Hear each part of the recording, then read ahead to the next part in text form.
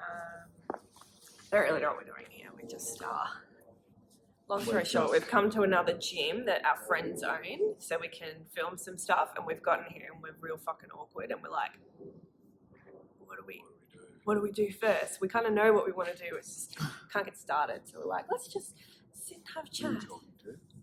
I don't know, the people. Who are you talking to? You. Cool. So I feel comfortable pretending like I'm talking to a community. Oh, okay, You sure. obviously just feel comfortable talking to me, so you Yeah. can talk to me and I'll talk to them. it's like a juggling act. Or Chinese vincent. He said I have a small penis. All right, so let's have a little chat about some tough sessions. All right, some really, really tough sessions you did while you were in uniform. Oh, yeah. I think there's sometimes you want to know what it's like. You see all this stuff on TV or YouTube, whatever, you talk to people, but then the reality, the nitty gritty of what it's actually like, what it actually feels like when you do some of the horrendously tough sessions in uniform. So I know what one of your toughest sessions is. It was actually one I ran when we were in uniform together. But I guess probably when did you find out that, holy shit, this is tough? Am I up to the physical demands of army life? Yeah. So not at Kapuka. I actually found Kapuka to be enjoyable because I think a lot of your lessons at Kapuka are intro to. So intro to lifting, intro to running, intro to climbing. So you're not necessarily getting into the full-blown nitty-gritty of it. You do at the end, when you do the challenge and things like that, but I just loved all of it. I just really, really enjoyed it. I specifically remember getting to IETs at Pucka, and I was the only girl, and it was, the first time they'd ever had a girl down at the School of Artillery, and so everyone sort of didn't really know what to do with it. Some sort of weird creature from another planet? Yeah, pretty much. Even though everyone's probably got like a wife or a sister or a daughter or, Or a mum. mother. But everyone was still like, girl, what does it do? But yeah, so we did a pack march session quite early on in IETs. In fact, we may have even been in holding platoon.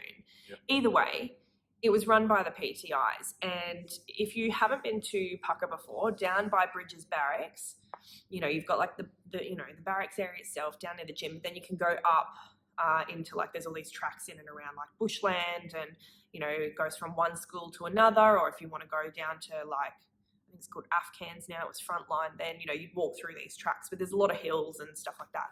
And so our pack march was through the bush, essentially through these hills.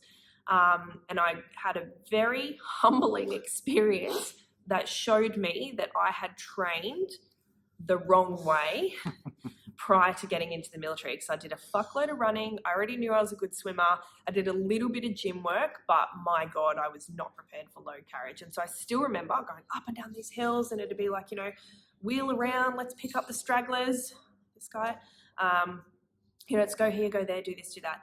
And everyone got to the top of the hill, and I was still down the bottom. And partly because, and I'm not going to make excuses, but partly because I had shin splints, but I didn't know yet that I had shin splints. I couldn't figure out why everything was slowing down and why, my lower limbs were not working the way they needed to. But I just remember standing at the bottom of this hill, and everyone was at the top, and I was just like, I've made a bad choice. Maybe the army's not for me. And it just took like one PT session, one moment for me to think, maybe I've made the wrong choice. And I still remember. Do you remember how much weight you had in the pack? A bit of context. No, but I think it was sort of like full DP1.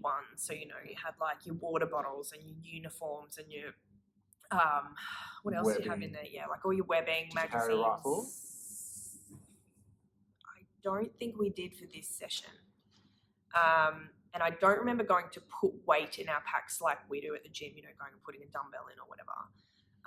Normally DP1's just pretty heavy anyway. Yeah, it's quite heavy. So, and I mean, I was all of 55 kilos back then. I was not, because I'm You're quite probably tall. carrying over 50% of your body weight Yeah. quite easily. Yeah. And I remember one of the guys who was like a bit older, you know, he was married with kids and stuff. He turned around and goes, "Wait, we got to go back and get box. Everyone, turn around."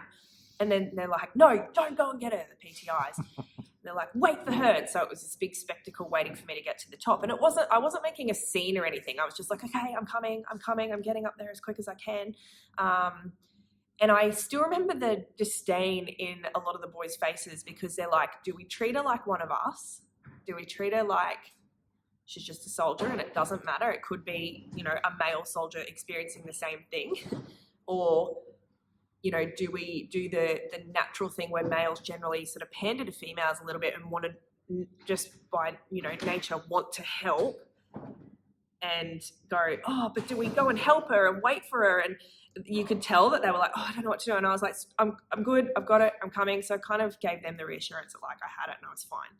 So that was a very humbling experience to get to the end of that pack march and just be sitting there with like, my head between my knees back in the gym, cooling down or whatever. And I was just like, what have I done? Wow. Long-winded explanation. Oh, cool. All right. So, thanks. You're welcome. There was lots of fucked up PT sessions though.